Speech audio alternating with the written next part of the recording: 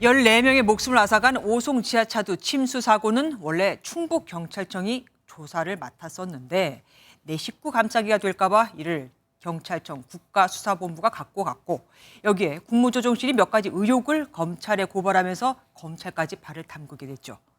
그런데 검찰이 오늘 충북경찰청과 충북도청, 청주시청, 행복청 등 관계기관에 대한 대규모 압수수색에 들어갔습니다. 조사하려던 충북경찰청은 갑자기 조사를 받게 된 거죠. 먼저 김명현 기자가 보도합니다. 검사와 수사관들이 행복청의 한 사무실로 들어갑니다.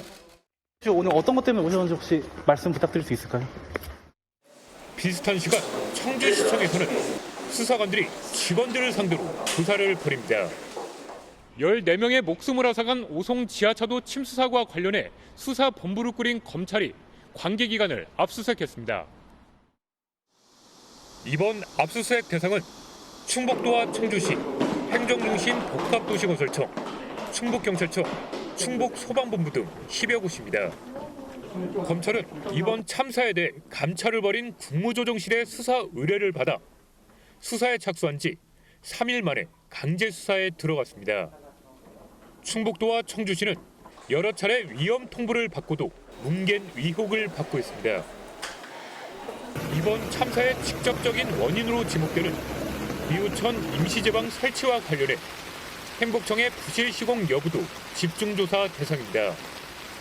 충북경찰은 참사 발생 1시간 전에 긴급 통제를 요청하는 112 신고를 받고도 적절한 조처를 하지 않은 혐의를 받고 있습니다. 국무조정실 감찰 과정에서 이를 숨기고자 다른 사고 현장에 출동한 것처럼 허위 보고를 했다는 의심의 시선도 있습니다. 이에 따라 수사관들은 충북경찰청 112 상황실과 경비과 사무실에서 당시 근무 일지와 컴퓨터 자료 등을 확보한 것으로 알려졌습니다. 검찰은 이들 기관에 중대재해처벌법 적용이 가능한지 검토하는 한편 확보한 자료를 토대로 관련자들을 소환할 것으로 전망됩니다. MBN 뉴스 김영현입니다. 안녕하세요. 김주하입니다. 공정하고 신속한 MBN 뉴스 유튜브를 통해서도 만나보실 수 있습니다. 특히 더 많은 뉴스와 라이브를 보고 싶으시다면 오른쪽을 눌러서 구독하시면 됩니다. 어렵지 않죠?